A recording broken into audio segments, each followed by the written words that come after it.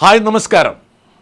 നമ്മുടെ ജനസംഖ്യയിൽ പിന്നോക്കക്കാർ, OBC, പട്ടികജാതി, ഷെഡ്യൂൾ കാസ്റ്റ്, ആദിവാസികൾ, ഷെഡ്യൂൾ ട്രൈബ് എന്നിവർ ചേർന്നാൽ 80%-ലേറെയാണ്. ഈ വിഭാഗങ്ങൾക്ക് സർക്കാർ സർവീസിൽ സംവരണമുണ്ട്. എന്നാൽ ഈ സംവരണ തത്വങ്ങൾ ഒന്നും ഫലത്തിൽ യാഥാർത്ഥ്യമാകുന്നില്ല. എവിടെ? കേന്ദ്ര സർക്കാർ. ഈ സത്യമാണ് നമ്മൾ അംഗീകരിക്കേണ്ടത്. രാഷ്ട്രീയക്കാർ വരും പോകും.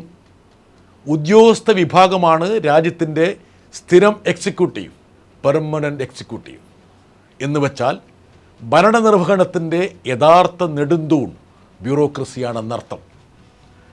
കേന്ദ്രത്തിലെ ഉന്നത ബ്യൂറോക്രസിയുടെ ഘടന എന്താണ്? സാധാരണഗതിയിൽ ഇതായിരിക്കും സ്വാഭാവികമായിട്ടും ഈ ഒരു പ്രതിപാദനത്തിൻ്റെ ഇതിവൃത്തമാണ്. ഇതുമായി ബന്ധപ്പെട്ട ചോദ്യങ്ങളിൽ നിന്ന് സാധാരണഗതിയിൽ കേന്ദ്ര സർക്കാർ ഒഴിഞ്ഞു മാറുകയാണ് ചെയ്യാറ്. എന്നാൽ കഴിഞ്ഞ പാർലമെൻറ്റ് സമ്മേളനത്തിൽ അത്ര താല്പര്യത്തോടെ അല്ലെങ്കിൽ പോലും പ്രധാനമന്ത്രിയുടെ ഓഫീസ് ചില ചോദ്യങ്ങൾക്ക് ഉത്തരം നൽകുകയുണ്ടായി. ഞാൻ ചോദിച്ച ചോദ്യങ്ങൾക്ക് മുഴുവൻ ഉത്തരവൊന്നും നൽകിയിട്ടില്ല. ചിലത് വക്രീകരിച്ചാണ് തന്നത്. ആ ഉത്തരങ്ങൾ ഞെട്ടിക്കുന്ന ചില വിവരങ്ങളാണ് പുറത്തുവിടുന്നത്. ഇതിൽ നിന്ന് നാം മനസ്സിലാക്കേണ്ട ചില കാര്യങ്ങളുണ്ട്. അതുകൊണ്ടാണ് ഈ വീഡിയോ ചെയ്യുന്നത്. ഈ ഫെബ്രുവരി 12 കേന്ദ്രം നൽകിയ മറുപടി പ്രകാരം നിങ്ങൾക്ക് സ്ക്രീനിൽ കാണാം എന്താണ് ആ മറുപടി എന്നുള്ളത്. കണക്കുകൾ പരിശോധിക്കുമ്പോൾ നമുക്ക് IAS എടുക്കാം.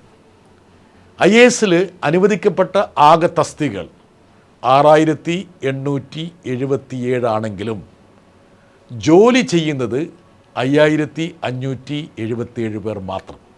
എന്ന് വെച്ചാൽ IASൽ മാത്രം 1300 തസ്തികകൾ ഒഴിഞ്ഞു കിടക്കുകയാണ്. ഇനി IPS എടുക്കാം. അനുവദിക്കപ്പെട്ട അംഗബലം എന്ന് പറയുന്നത് 5099 ആണ്. സർവീസിലുള്ളത് 4594. ഒഴിവുകൾ എത്രയാണ്? 505. ഇനി IFOS എടുക്കാം. അനുവദിക്കപ്പെട്ട അംഗബലം 3193. സർവീസിലുള്ളത് 2164. ഒഴിവുകൾ എത്രയാണെന്നറിയോ? 1029. നോക്കുക, ഉന്നത ബ്യൂറോക്രസിയിൽ പോലും ഇത്രത്തോളം ഒഴിവുകൾ കിടക്കുന്നു. ഫോറസ്റ്റ് സർവീസിൽ ഏകദേശം 32% ഒഴിവുകളെന്ന് ശ്രദ്ധിക്കുക. IASലാകട്ടെ 1/5 തസ്തികകളും ഒഴിഞ്ഞു കിടക്കുകയാണ്. ഭരണനിർവഹണത്തിൽ ഇത്ര ഗുരുതരമായ പാളിച്ചകൾ നിലനിൽക്കുമ്പോഴാണ് അഖിലേന്ത്യാ സർവീസിനെ ഒരു സവർണ ക്ലബ്ബാക്കി മാറ്റാൻ കൊണ്ടുപിടിച്ച ശ്രമങ്ങൾ നടക്കുന്നത്. എൻ്റെ ഈ പ്രതിപാദനത്തിൽ ഏറ്റവും പ്രധാനപ്പെട്ട പ്രതലമെന്ന് പറയുന്നത് ഇത് തന്നെയാണ്. എങ്ങനെയാണ് സംവരണ തത്വങ്ങൾ അട്ടിമറിക്കപ്പെടുന്നത്? ഒഴിവുകളുടെ ചിത്രത്തെക്കുറിച്ചാണ് ഞാൻ പറഞ്ഞത്. ഇനി പിന്നോക്ക, ദളിത്, ആദിവാസി പ്രാതിനിധ്യം എത്രയാണെന്നതിലേക്ക് നമുക്കൊന്ന് പ്രവേശിക്കാം. പെർമനൻ്റ് എക്സിക്യൂട്ടീവായ അഖിലേന്ത്യാ സർവീസിലെ ഏറ്റവും സുപ്രധാനമായ സർവീസ് നമുക്കെല്ലാം അറിയാവുന്നതുപോലെ IAS ആണ്. 3 വർഷം മുമ്പ് 23/3/2023, അതായത് മാർച്ച് 2023 രാജ്യസഭയിൽ എൻ്റെ ചോദ്യത്തിന് നൽകിയ മറുപടിയിൽ IASൽ OBC വിഭാഗത്തിൽ നിന്ന് 2018 മുതൽ 2022 വരെയുള്ള കാലയളവിൽ, അതായത് 5 വർഷക്കാലം, പ്രതിവർഷ ശരാശരി നിയമനം 56 എന്നാൽ ഈ മാസം ലഭിച്ച മറുപടി പ്രകാരം 2020-24 കാലയളവിൽ ഈ സംഖ്യ 49 കുറഞ്ഞു. ഷെഡ്യൂൾ കാസ്റ്റ് വിഭാഗത്തിൽ 28 ഞാൻ നേരത്തെ സൂചിപ്പിച്ച 5 വർഷ കാലയളവിൽ.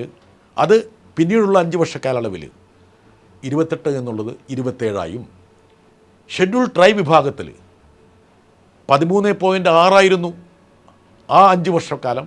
ഇപ്പോൾ ഈ സമീപകാലത്തെ 5 വർഷക്കാലത്തിൽ അത് 13.6 എന്നുള്ളത് 13.4 കുറഞ്ഞു. അതായത് പിന്നോക്ക വിഭാഗങ്ങളിൽ നിയമനങ്ങൾക്ക് കുറവ് മാത്രമാണ് സംഭവിക്കുന്നത്. 2023 കണക്കുകൾ പ്രകാരം 2018 മുതൽ 2022 വരെ IAS, IPS IFO സർവീസുകളിലായി ആകെ 4365 നിയമനങ്ങളാണ് നടന്നത്. ഇതിൽ നമ്മൾ ശതമാനക്കണക്ക് നോക്കുകയാണെങ്കിൽ OBC വിഭാഗത്തിന് 695, അതിനാൽ 15%. ഷെഡ്യൂൾ കാസ്റ്റ് വിഭാഗത്തിന് 334, അതായത് 7%. ഷെഡ്യൂൾ ട്രൈബ് വിഭാഗത്തിന് 166, അതായത് 3+3 സംതിങ്. ഇതാണ് നിയമനത്തിൻ്റെ നിരക്ക്. ഇത് നമ്മുടെ രാജ്യത്തിൻ്റെ ഔദ്യോഗിക സംവരണ നിരക്ക് എപ്രകാരമാണെന്ന് പരിശോധിക്കണം. നിങ്ങൾക്കെല്ലാം അറിയാവുന്നതുപോലെ OBC 27%, schedule caste 15%, 15%, schedule tribe 7.5%. ഇനി ഇതിനപ്പുറത്ത് വേറൊന്നും കൂടിയുണ്ട്. കേന്ദ്ര സർക്കാരിന് ഒരു ഡയറക്റ്റ് അപ്പോയിൻമെൻ്റ് ഉണ്ട്. അതായത് ജോയിൻറ്റ് സെക്രട്ടറി മുതൽ മുകളിലേക്കുള്ള ഉദ്യോഗസ്ഥന്മാരെ വേണമെങ്കിൽ കേന്ദ്ര സർക്കാരിന് നിയമിക്കാം. അതായത് ഈവൻ കോർപ്പറേറ്റ് സെക്ടറിൽ നിന്ന്, സ്വകാര്യ മേഖലയിൽ നിന്ന് ആൾക്കാരെ കൊണ്ടുപോയി നിയമിക്കാം. ഈ ഗവൺമെൻറ് എന്താ പറഞ്ഞത്? ഇത്തരത്തിലുള്ള ലാറ്ററൽ എൻട്രി, അതായത് പിന്നീട് പ്രവേശിക്കുന്നവർക്ക് സംവരണ തത്വം ബാധകമല്ല എന്ന്. അപ്പോൾ ഈ ഉന്നത ഉദ്യോഗസ്ഥന്മാരുടെ ആ പട്ടികയിലേക്ക് ഇങ്ങനെ ലാറ്ററൽ എൻട്രിയിലൂടെ വരുന്നവരെ കൂടി കൂട്ടുമ്പോൾ ഈ ശതമാനക്കണക്ക് വീണ്ടും പിന്നോക്ക, ദളിത്, ആദിവാസി വിഭാഗങ്ങൾക്ക് പ്രതികൂലമായിട്ടായിരിക്കും ഭവിക്കുക എന്ന് മനസ്സിലാക്കുക. ഞാൻ തുടക്കത്തിൽ സൂചിപ്പിച്ചതുപോലെ നമ്മുടെ ജനസംഖ്യയിൽ 80% വരുന്ന പിന്നോക്ക, ദളിത്, ആദിവാസി വിഭാഗങ്ങൾക്ക് യഥാർത്ഥത്തിൽ ലഭിക്കേണ്ട പ്രാതിനിധ്യം എന്ന് പറയുന്നത് 49.5%. അതാണ് സംവരണ പ്രകാരം. എന്നാൽ യഥാർത്ഥത്തിൽ നമ്മുടെ ബ്യൂറോക്രസിയിൽ എത്രയാണ് ഈ വിഭാഗങ്ങൾക്ക് ലഭിക്കുന്ന പ്രാതിനിധ്യം? എന്തുകൊണ്ടാണ് സംവരണ തത്വങ്ങൾ ഇങ്ങനെ അട്ടിമറിക്കപ്പെടുന്നത്? എന്തുകൊണ്ടാണ് സ്ഥിതിവിവര കണക്കുകൾ കേന്ദ്ര സർക്കാർ ഒളിച്ചു വെക്കുന്നത്? ഇതാണ് നമ്മൾ ചിന്തിക്കേണ്ട വിഷയം.